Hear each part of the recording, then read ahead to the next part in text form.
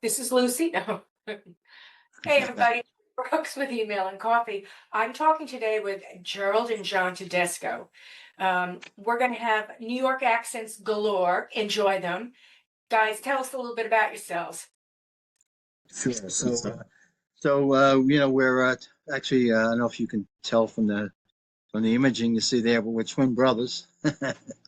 They call us the Tedesco brothers, but we're a research team that's been doing this, this research study here on Long Island for more than 4 years. And we originally started out, with the Galileo project, with Harvard University's Avi Loeb, who's the director and the astrophysicist running the program.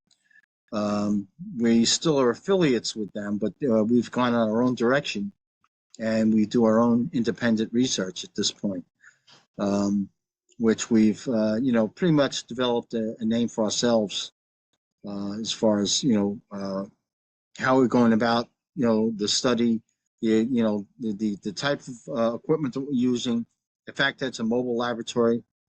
It's not fixed. Harvard has a fixed system that they've had up there quite a while, and we've been pretty much docked ourselves out at the Robert Moses coastline, the south coast of Long Island, and we've recorded and documented quite a bit of activity out there. A lot of stuff that simply not prosaic. And we've been along the most of the coast of Long Island during this fight. It's been a 5-year project, 4 years in the field. We've covered Robert Moses State Park off Fireland National Seashore. We've covered Camp Hero on the east end of Long Island, and we've covered Cedar Beach on the north shore of Long Island. So we try to get a perspective of 3 different points, or at least 3 different points, to see if the phenomenon is happening on a regular basis in all areas. Right, and we've been covered on various different podcasters and podcasts, News Nation, and we're always referred to as citizen scientists. And I'm not really sure if I'm on board with that title. I see us more as field engineers, and with our own specialties, subject matter experts to some extent, being that we've been out in the field for quite a while, and both Gerald and I have a fair amount of laboratory experience, so we take that with us and use those skills to, make these discoveries and try to determine, what it is that we're seeing out there, the nature of these things. And we've had, quite a bit to record. That mobile unit, that's the Nightcrawler. Yes. That's actually the second iteration of it. There was we actually had 2 Nightcrawlers. One we used for the first 3 months of the study, and that was actually a bottom-up design, completely designed by us, and as a prototype vehicle. It took about a year, a little bit more than a year to get it done, and worked out well for the first 3 months. But it was kind of slow. It was very big. It was more like a tank, right? And for going under bridges was a bit of a knuckle. White knuckle. Yeah. So it's unfortunately it was we had to retire that fairly early, simply because of the overall size and weight, and the fact that these had a lot of cameras on it that you really couldn't take under bridges and stuff like that, So, we got something that was a little bit more practical, which is a C-class motorhome converted over as a laboratory. We of course we've re-engineered it, incorporated a Faraday cage, which eliminates a lot of the emissions and the EMI, the interference from the outside world, so it doesn't affect our equipment, and retrofitted it pretty much with all kinds of multi-spectral cameras and hyperspectral stuff, and spectrum analyzers, radar, and we just continue to upgrade what we have. It's been evolving. It's a work in progress. Mhm. And it's with every new discovery, you realize you need another piece of equipment. And it's pretty much where we've been at. Yeah. It's always an upgrade to whatever you have. Oh yeah, Always, all the time. oh, let's check this out. You you guys working alone? Do you have a team or? We do have a team, but they're everybody's got different schedules, so they come out at different times. Sometimes we had them all together. Other times it was an individual here, or a couple of individuals here and there. They have of course their day jobs. Yeah, we rely on a lot of volunteers. We have I volunteer. oh yeah, okay, we'll take it. There you go. Come on board. So it's difficult at times because not everybody has the kind of time to put out there. And what we like to do is we like to be out there for for quite a few hours. It's these observations, they don't happen on command. And it's there are nights that we're out there, we don't see anything at all. And other times, there's a flurry of activity. So it's just nice to be present and boots on the ground, as they say, and just monitoring the stuff. And it's paid off over that period of time. We've made quite a few discoveries.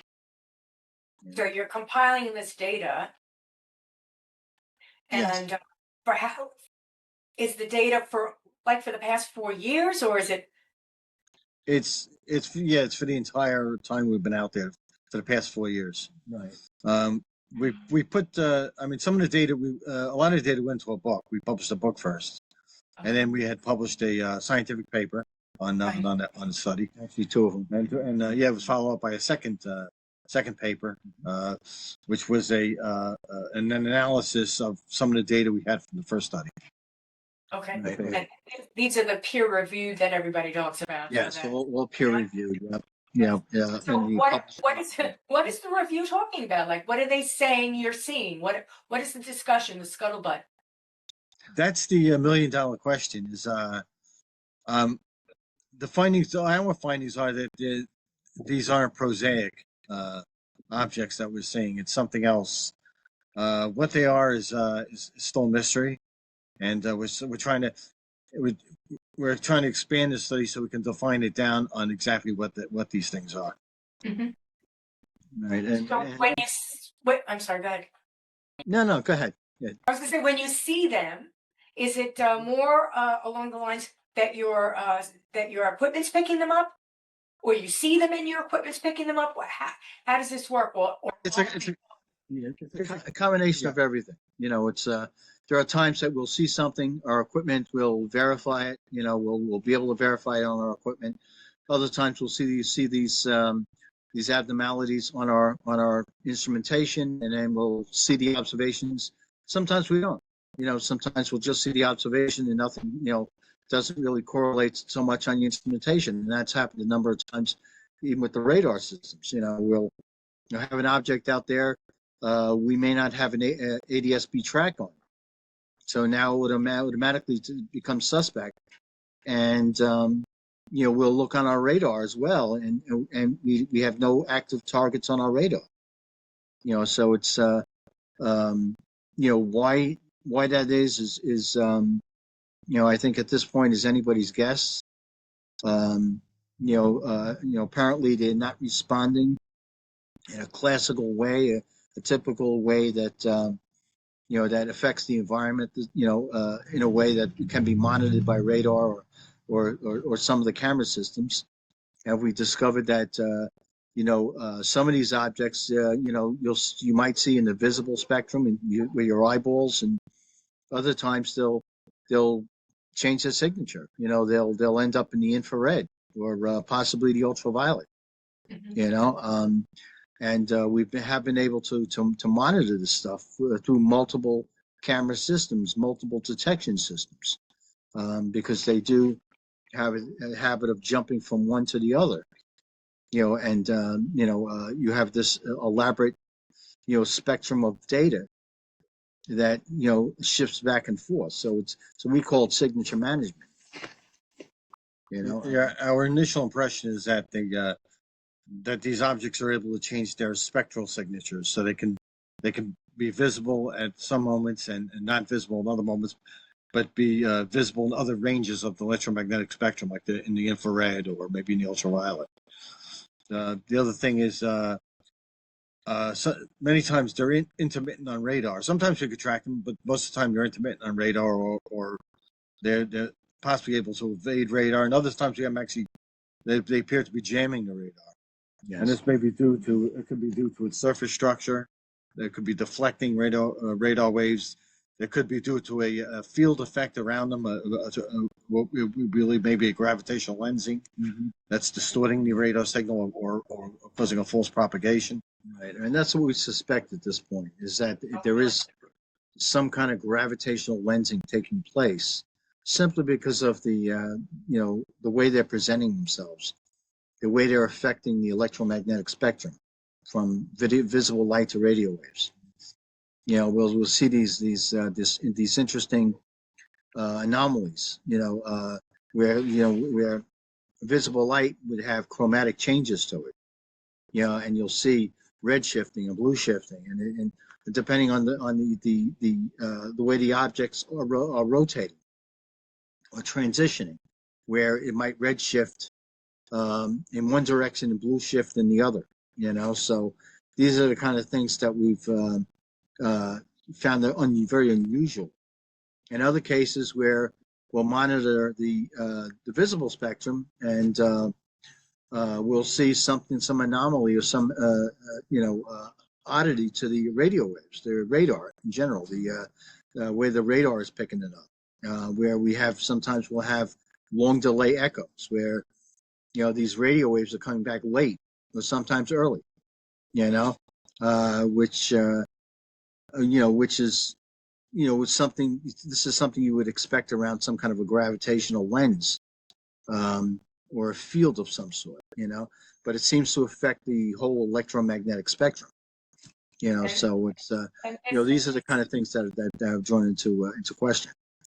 And these are the types of things, I'm not going to pretend I understand physics, but I understand them to be the bubbles that are around the ship. Yes, absolutely. Yeah. Yes, that are aiding it traveling through space, and sort of explaining how when they skip into being, that bubble is before them, and that causes sort of an odd wave of them to see time, like because they're in this gravitational force that is perhaps bending time. Yeah, exactly. Yeah. Right. So that's what. Yeah, they're closely associated with all these different forces. Right. The forces of gravity. A lot of people say, well, how could these ships crash? And that's one of the ways they could crash. Is that when they're in this gravitational field, and when they really can't see, they're not seeing the way we would see.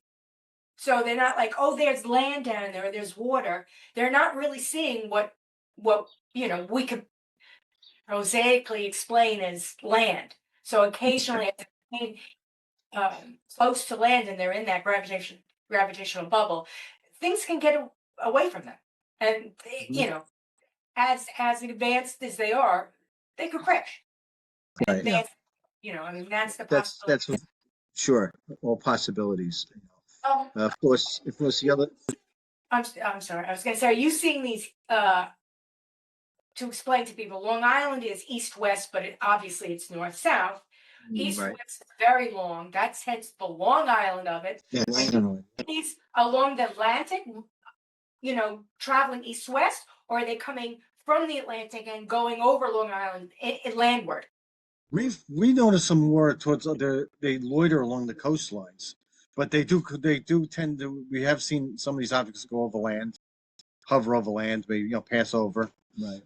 Yeah. No. And directly over north-south direction. We have seen them, like Gerald says. It's the movement back and forth. Loitering back and forth, east or west, just offshore. but these objects seem to be, we believe mainly over the water. Mhm. I mean, it's hard.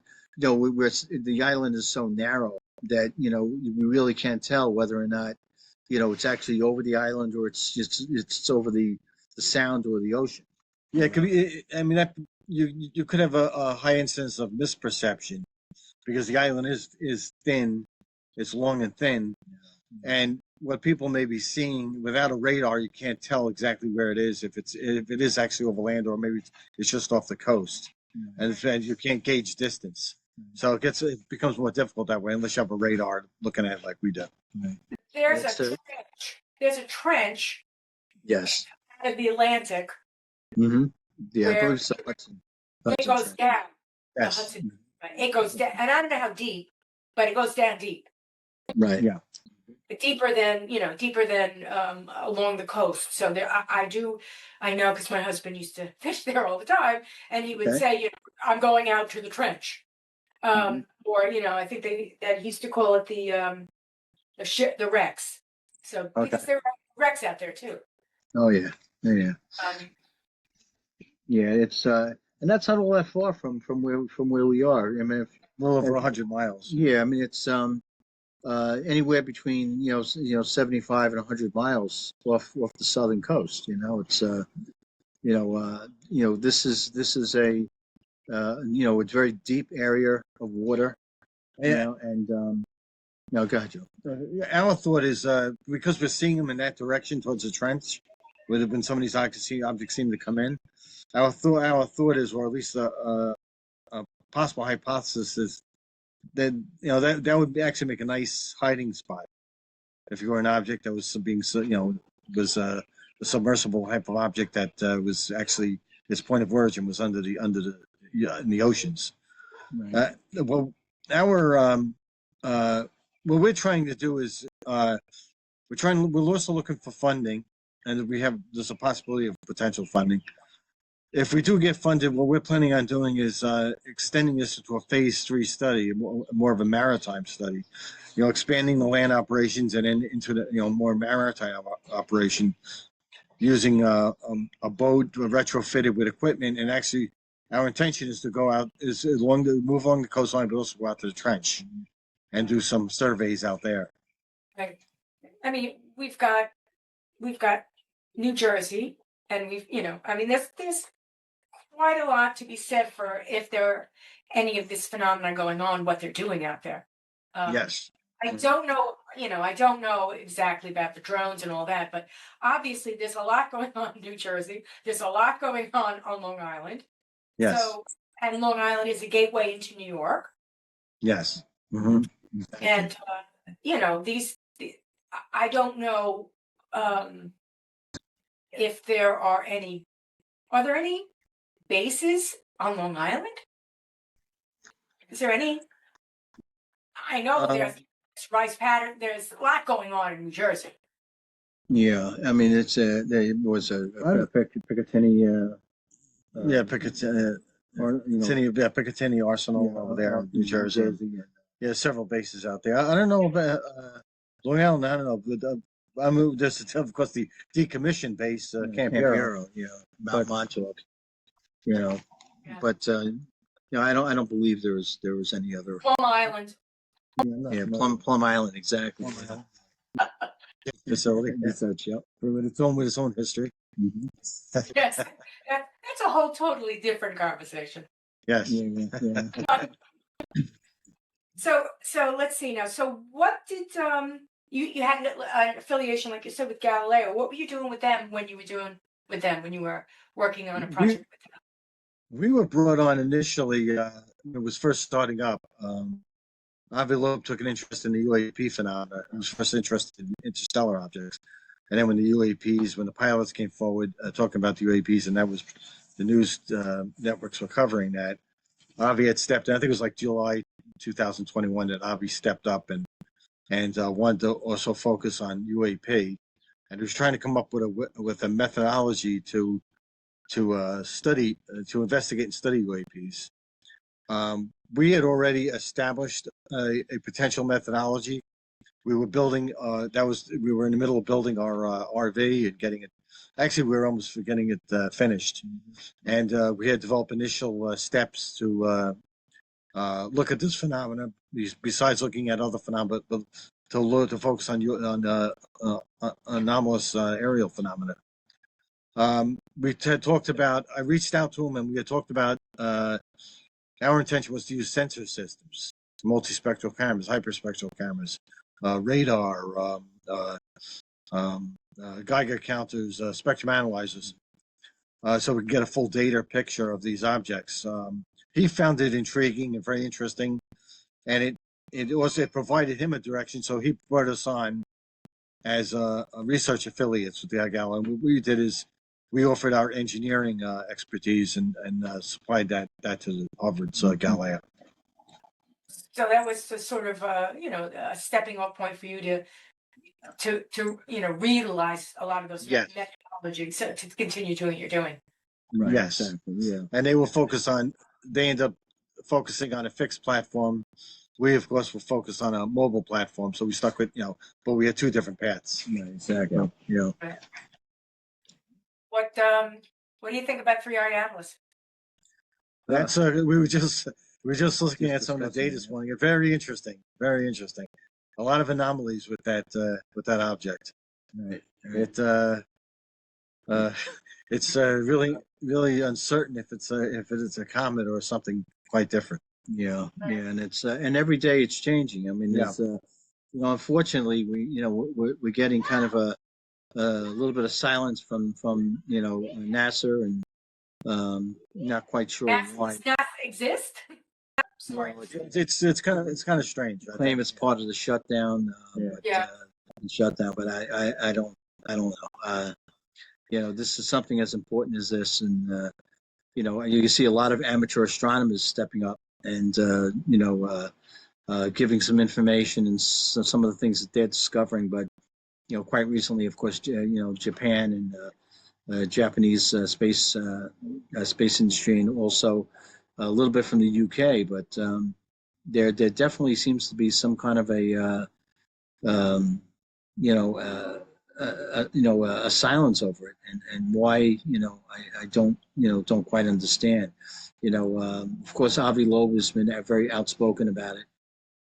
Dr. Avi Loeb, and we find ourselves in agreement with a lot of what he is what he's presented, and the lack of a better explanation. And I think also was it Dr. Michio Kaku also had stepped up and also.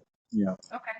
But it's interesting because I'm surprised that astronomers offering this very ho-hum, very whimsical answers to something, and it's trying to classify it more as a typical comet. You don't see the excitement in them, in their reactions, which is kind of odd. When this is something that's completely different, and even the fact that we have these interstellar objects coming in, that this is a first. It's the low key response is odd. Yeah, it's definitely it's deafening, actually. Yeah. Well, it may just be a beard, because I can't imagine that it's not being recorded as such, but perhaps just held back. And Absolutely. why? I mean, it's obviously a unique anomalous object that requires scientific study. Mm-hmm.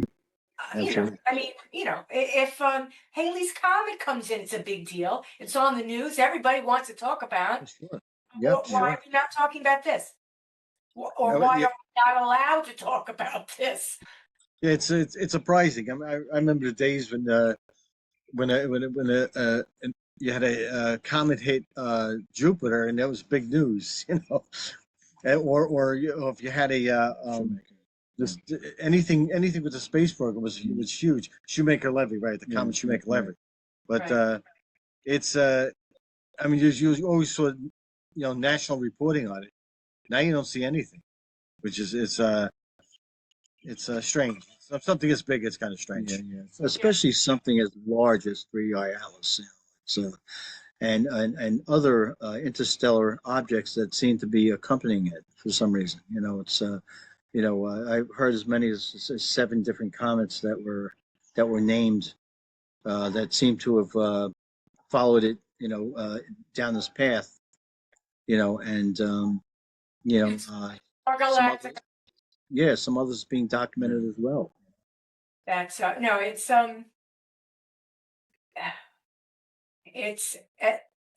it will go down in history. Right now, Yeah. right now is very unusual times. Yeah, it's mind blowing. It's very strange. Mind blowing. A lot of people, the conversation. Oh, disclosure. Oh, disclosure's dead. Oh, misinformation. We go. It goes full around and around and around. I think we know more than we've ever known before. Right. I think, Yeah. like everything that we know more of, that information becomes immediately. First of all, it becomes weaponized. Mm-hmm. Yeah. Then it becomes marketable. Right. Mhm. So, and at what point does it become scientific? Yeah.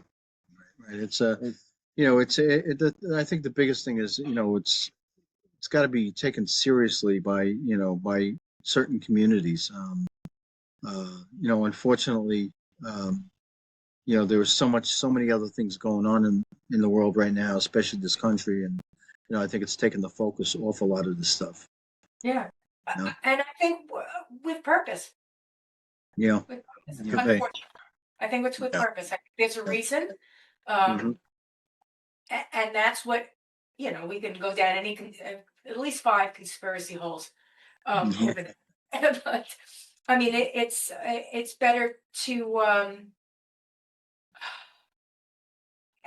at some point, historically speaking, we will know. Mhm. I won't be here. None of us probably will.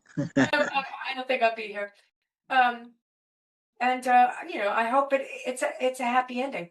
I hope it's like Star Trek ending, Mhm. Yeah. Yeah. and it's not like War of the Worlds ending. Yeah, we definitely need to fight harder for transparency and probably do a better job at it. We definitely got to do a better job at it. I go all over the place with that because I keep thinking it would be better if we could have that information, and then I think, yeah, but we immediately turn it into something you could buy at the store. Something we turn it into a TV show. I mean, we turn it into all these things. I can understand why somehow it's getting held back. Right. And I also think, come on, you're actually holding up technology by Mhm. holding that information back. Physics is at a standstill. Yeah. Nothing new is going to happen. Yeah. And I think suddenly, like if the dam is going to break, and all of these new things are going to be available. Right. Somewhat like right after World War II, where everybody ended up with a refrigerator, everybody ended up with a toaster oven, everybody, and where you had to be rich before to have any of these things. You were lucky you had a candle. Right? Yeah. Everybody's got all these things, and we're helping the third world by bringing technology to the third world. Blah blah blah blah blah. In the meantime, we're at a standstill in a way. Yeah. I mean, I keep saying I don't understand what Elon Musk is doing with rockets. If this technology exists, how does he not know? Yeah. This is my biggest question. This is when I'm like, can somebody just answer that? If the technology exists, and if what some people are saying is that we know these things have been retro built, and we know they're in a hangar somewhere in California, blah blah blah. If all these things are true, then what is Elon Musk doing? Right. Right. I don't understand that. Yeah. I think It's part of the beard. Yeah. I think unfortunately a lot of these folks that are in the know are the ones that have these very very sophisticated high security clearances, are so-called whistleblowers, that are, have some privilege to information. And, it's, I think it's under heavy guard and under wraps. And unfortunately, stuff like this is only going to lead to more to a catastrophic disclosure. It's Gradually. and we definitely got a problem with deep compartmentalization of information. We got overclassification of things that shouldn't be, and like I says, that we have no accountability for that, and that's been a problem for over 70 years now. And that was actually the solution to the problem, because that way they could all say, "Oh, we didn't know what's going on." Yeah, But maybe yeah, I plus, don't know what's going on. I don't exactly. know. I don't know. And everybody would be like, "Yeah, we don't know." Why? Because it's so deep. No one knows now. And they 70 got years later, no one knows. plausible denial. Plausible denial. It really Yeah. is. I mean, that's what it was intended to be to start off with. But Yeah. now, come on, it's sort of like, yeah. There was probably plan A and then followed by plan B. They never got to plan B. They just let plan A keep running, and it's running itself into a deep dark hole. Yeah. Oh, I'm sure for a lot of people, a lot of whistleblowers, it's been weighing heavily on their conscience. Whatever they know, that's where all these leaks are coming from.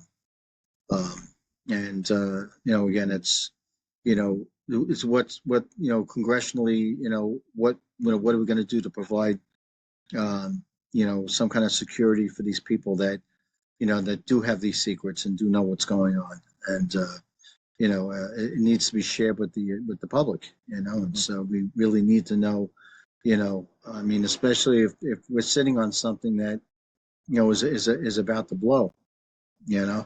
Maybe that's Three Eye Atlas. I don't know. I mean, it's but again, it's I think we're headed towards a more of a catastrophic type disclosure than something that should have been introduced many years ago. Some of the methods, are standard methodology. What Avi Loeb is doing and what Beatrice Villarroel is doing. Yes, right. Standard, the standard science is beginning to reveal some of these things. Yeah, And right. as they are peer reviewed in the, standardized process, they're they're disclosing themselves. Yeah, absolutely. Yes, that means That's going to be catastrophic disclosure, because it's going to be, okay, yeah, these are space junk. Let's just say, okay, what Beast is seeing is space junk. Let's not, space junk before Sputnik. yeah, it it doesn't make a lot of sense. Doesn't make a lot of sense. Yeah, and it's I mean, these are kind of things too that I think that more and more people are seeing, especially with kind of technologies that most folks have nowadays with the cell phones and the cameras and everything else. It's it's very difficult, to keep stuff like this hidden. Mm-hmm. It's all happening, and I think we're seeing a lot more out there. There's a lot more data being driven by it, and I mean, the observations by people are pretty amazing. Even by now, of course, a lot of the airline pilots that are releasing their information as well. Stuff that's been hidden, and has been been under some heavy rap. It's you see a lot of these pilots that have been observing this stuff for quite a while. We have to thank people like Ryan Graves and so forth for for what he's trying to do. And the commercial pilots as well. Commercial pilots, right? And a lot of the stuff that they're talking about, like I said, we've been observing off the shoreline, and it's matching up to a tape. And stuff like this, I mean, what Beatrice Villarroel has been recording. I mean, I don't think it's a leap to kind of suspect that these objects are moving about within our atmosphere, or in our atmosphere. It's you know, stuff that folks are seeing. Even some of the sightings that were done on some of the Navy ships on the east and west coasts. You know, these objects that drop basically from the sky and have been recorded on radar. You know, a lot recorded by the fighter pilots. You know, is stuff that you know, could very well be, you know, in our orbits, our satellite orbit. It would make sense. I mean, A lot of yeah, this, a lot of this information that had been recorded by hand, right? Yeah. They're in somebody's logbook somewhere. Now with AI and now with systems going online, this is when everything can get tied together.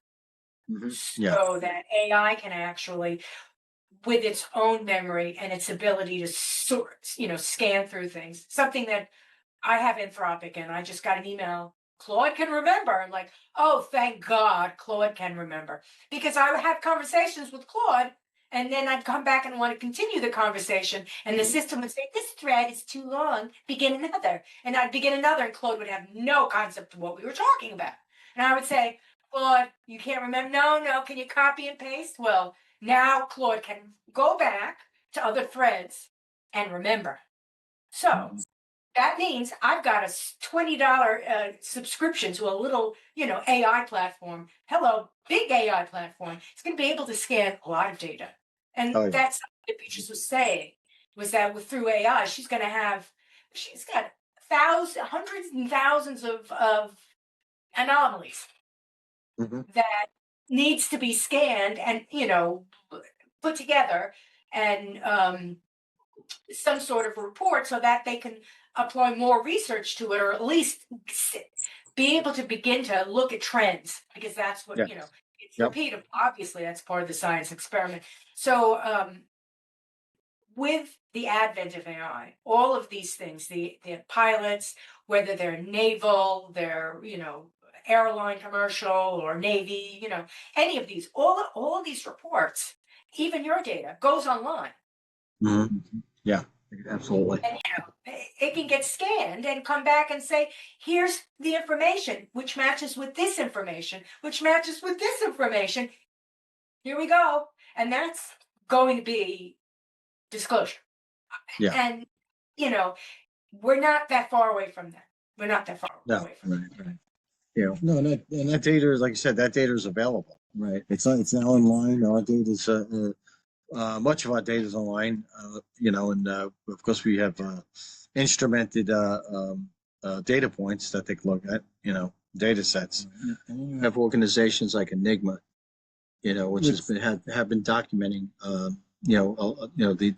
these objects over you know, relatively short period of time, but you know, been doing a really great job at presenting these data points. Yeah, You know? there's definitely a lot of demographic analysis. Richard Dolan is also doing the. Yes, Richard. Yeah. These are key people. These are key people. I mean, he's done a lot of work with especially USOs and that kind of work. Right. And he's done a lot of investigative research, which is, you know, excellent stuff. Yeah, we're a big follower. Fascinating times. These are very fascinating times. Yes. Things that we thought were not even contiguous phenomena. They're all, like I said, they're all coming together. They're all coming together. And as far as I'm concerned, it's all under that label of physics that we haven't necessarily, you know, graduated into. Or maybe somebody has, and, you know, they're not telling the great mathematicians out there that, you know, guess what? We have more theories than Einstein. I can remember trying to understand string theory. And by the time I read, and I don't know why I read the book, but the book by Stephen Hawking, he came back and he says, oh no, it's not. It's not string theory. I'm like, I haven't even figured it out yet. What are you telling me? It's not anymore. What is it that it is that it's not? I don't understand. And all of these things, physics, which is really beyond me. You have to give it to me in metaphors. And then I suddenly understand it. As I said, when I was listening to a conversation, obviously I understand the concept because I watched Star Trek of a warp drive. But what do you mean you bend space? You take two things to get what? How do you do? What do you mean you do that? Oh, mathematically, I could show you. Well, don't mathematically show me because I don't understand. How do you do that? Well, that's the problem. We don't know how to do it, but we know theoretically how you could do it. I'm like, okay. So hypothetically speaking, boys and girls, so I mean, I can understand all of that through science fiction. Thank goodness for science fiction. So I understand it. Mm-hmm. And therefore I think, well, is it possible that it's been going on all along and we're just discovering it? Yeah. And this goes back, this goes all the way back in history. In other words, I can remember when Ancient Aliens first came out, my husband and I were like, oh, this is so cool. And then, it's the 15th season, and it's like, okay, everything is an Ancient Alien. Thank you very much. Stop. Some of it, some of it is humans. It's not all Ancient Aliens. But in any case, the concept in my mind is that these things have been occurring all along, and we're just beginning to understand it. And we're just beginning to roll out the technology that might be able to record it, or at least pinpoint it, or at least prove. Well, that's the thing. These things could have always been here, and now our technology has reached the point where we actually can get a glimpse into that realm. Where the niche is, where these things are hiding. So it's quite interesting. Interesting times. And the language we use to explain them keeps changing. Yeah, it's the same experience. Exactly. Yes, it's that whole quantum realm. We go from that's what really blows my mind. That's when I get back to, okay, so are we about to discover God? Because is that all that it has always been for humans who thought it was the gods? Yeah. Right. Well, it's interesting, and the whole realm of that quantum physics is really taking a leap. I mean, theoretically, it's taking a leap. You see new areas that you see physicists exploring topological physics and describing higher dimensions and describing complex spatial geometry, which reality may be composed of. It may be quite different than we initially taught. It's a long way from Newtonian ideas, right? Yeah. Right? And the funny thing is it goes right into a lot of the woo-woo that people have been saying for a long time about meditation and I do yoga and everybody's like, yeah, okay, fine, that's nice, have a nice day. But now it's beginning to bring them all together to say there's something there. Yeah. And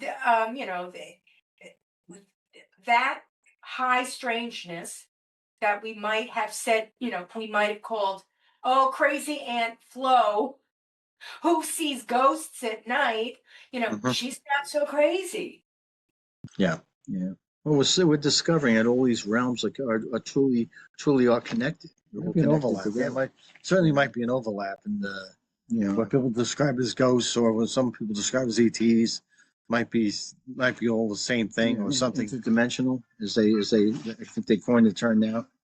Interdimensional beings and interdimensional spaces. And this is something that we're just opening ourselves up to. It's I think that's the language of David Grush. Recently, and of course the congressional response to it. I mean these things, these ideas are hitting mainstream. Yeah, we can appreciate all the hypotheses that are being put on the table. I mean, you can't just look at one. I mean, initially it was the extraterrestrial hypothesis, and now you have the ultra-terrestrial hypothesis, and there's a crypto-terrestrial hypothesis. I think they're all fair play. I mean, Go ahead.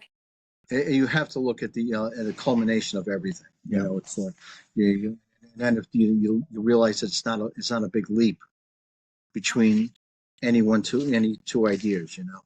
I mean, we're completely objective. We'll go where the data takes us, and if it takes us in those areas that we're happy to follow it. It's just a matter of being open-minded to it. Yeah. And you know, if it makes sense, is try to accept it. You know. Um, I read the Skinwalker book, right? Because the show's been on the air for a long time. Yes. And I've watched it, right? And I'm like, okay, you know, I graduated from Ancient Aliens and I ended up at Skinwalker Ranch. So I haven't really got that far. But I watch it and I think to myself, okay, so it's captured the zeitgeist. We all want to see something like that on TV. So it's, you know, it's there for a reason. It's popular. Obviously it's popular. But then I'm thinking, they're doing something. They're really doing something. A lot of the things that they do, you guys have the same equipment. You're doing the same thing. Right? Yeah. So whatever it is that, you know, this week on, you know, Skinwalker, it's the 1.6 gigahertz again. So whatever it is that, you know, they're reporting, I'm thinking to myself, there's absolutely something else underneath this.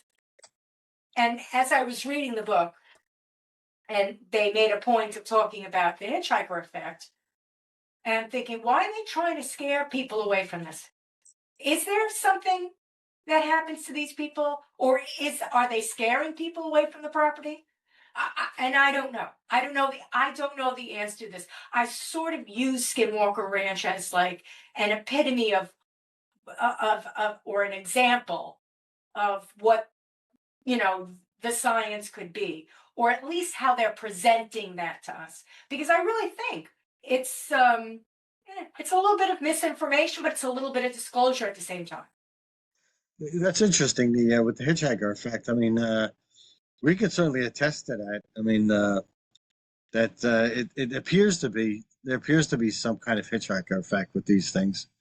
At least people spend a lot of time, you know, observing them, taking a long time observing them, or spending a certain amount of time observing. It seems to follow people back. I mean, we've had it with each of our members of our group. Right. And, you know, So there's something connected. that happens to people. Yes. Experience something. Yes. I went down a deep dive in my own head the other day, and I thought to myself, that sort of makes sense. Because if you're experiencing something that takes you to a place that you never thought you would be, you know, some sort of a conclusion that you never thought you would have, some sort of you know, a thought that doesn't exist, and suddenly, yeah, that exists, right? If you have that type of experience, then I think your mind is now open to other experiences, and we don't have to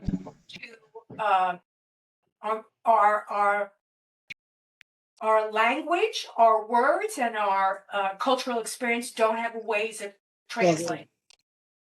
So we're translating it into monsters or other types of phenomena, which it might not be a monster at all. It's the way we're translating it. Right. It's our interpretation of it. Right. Based on the limitations of our own senses. Correct. But, you know, our senses are now opened because we just experienced some phenomena. Right. Oh, it's like seeing it's like seeing some sort of, you know, fogginess and something and attributing it to a ghost. That's how we're translating it. So we'll say, oh, I saw a ghost. In the meantime, you've seen some phenomena. You don't know if it's a ghost. Right. Yeah, you know. You've seen something strange. And these things might be there might be extensions of reality. We experience a three-dimensional reality, but if reality is composed of 4, 5, 6 or higher dimensions, there may be more to us, more to the world we live in that we don't our sensory system doesn't pick up. We're limited to a three-dimensional space. That's it. But the point is, this is going on around us all the time. Yeah, absolutely. And something that's called paranormal is simply because we just don't understand it. Yeah. And which is, which is what paranormal means. Exactly. Outside the Our brains are pulling in information that it can repeat, remember, categorize, all of these things. That's what our brains are doing. So if it sees something that's what is this? It's going to turn it into a story. Yeah. And if it doesn't keep seeing it, it doesn't have an explanation. But if it sees it a lot, then then it becomes a long story. A Yeah. very but if our culture doesn't have the ability to identify it or categorize it, or we're so scientific about everything. Everything has to have an explanation. You can't have so the West has to categorize it and replicate it and then turn it into a marketable item that you can buy at Kmart.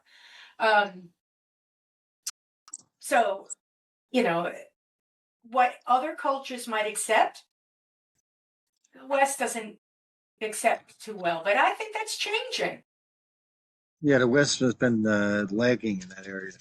There's other cultures that are more open to these kinds of things.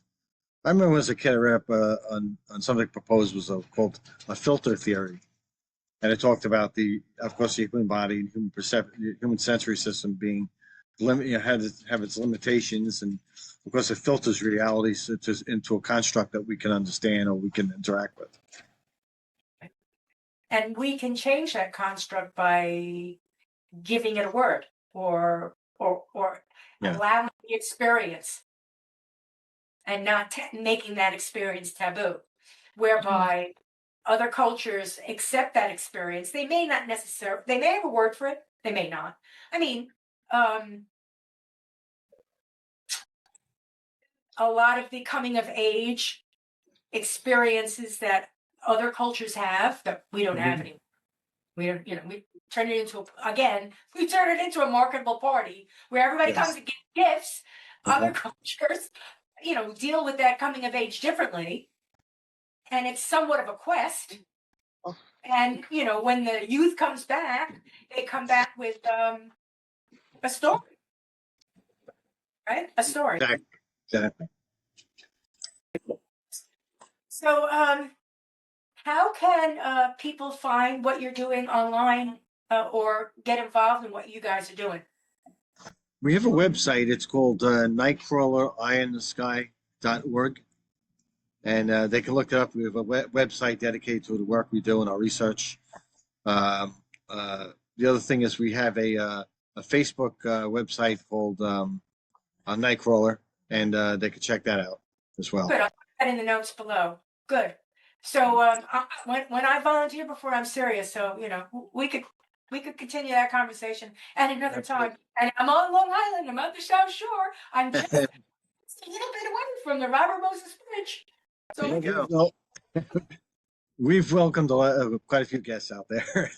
the only thing is, if anything ends up hitchhiking home with me, I don't know about that. We can't guarantee. A few times. I've thought about that a few times. I look out in the sky and I'm like, reveal yourself. And then I'm thinking, no, don't, no. Skip that. I didn't ask. You have to be careful for what you wish for. Yes, exactly. Any other last things you want to tell people?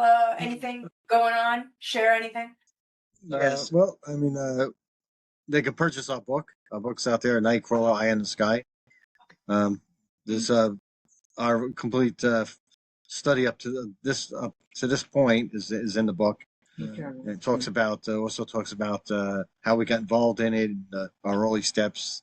It's pretty involved. Yeah. And also look at the we have two journal articles also, two different reports in the Open Journal of Applied Science. One, of course, is the research out on the island, and also the radar anomalies that we've been encountering. So there's two specific papers on that.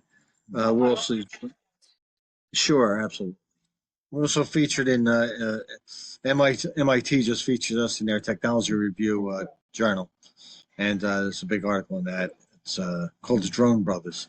The Drone Brothers?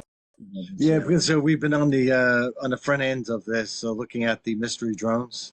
And we've Okay. been Okay. investigating. Yeah, Tell us. You said it. Now you got to tell us a little bit. yeah. I mean, if you look up MIT Technology Review for the September-August edition, there's a feature in there on us, and it talks about our investigations into it. It talks about this is a science journalist named Matthew Phelan who wrote the article. His investigation into it is in there too, into the mystery drones. So there's quite a bit of information. It's pretty good. There's still mysteries? Yes, there's still a mystery.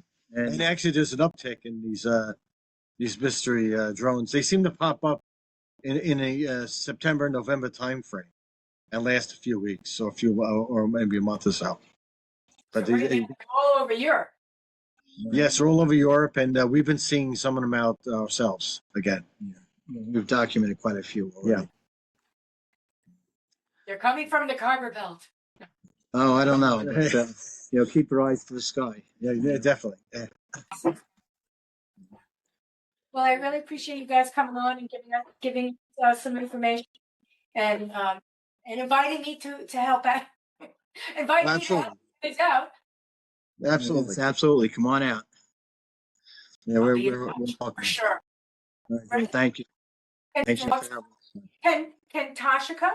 Look at this. She's like, Sure. More the merrier. but Pretty dog, don't you? yeah, she's a good Yeah. girl. Yeah. I'm trying to figure out how to get her hair and turn it into clothing. She leaves them all over. All right, boys. Thanks so much. Have yourself a good day. Thank you for your. Thank Yeah, you. thank you. This is fun. Thanks. That's a wrap. And I'll be in touch. Have a good night. Enjoy your weekend.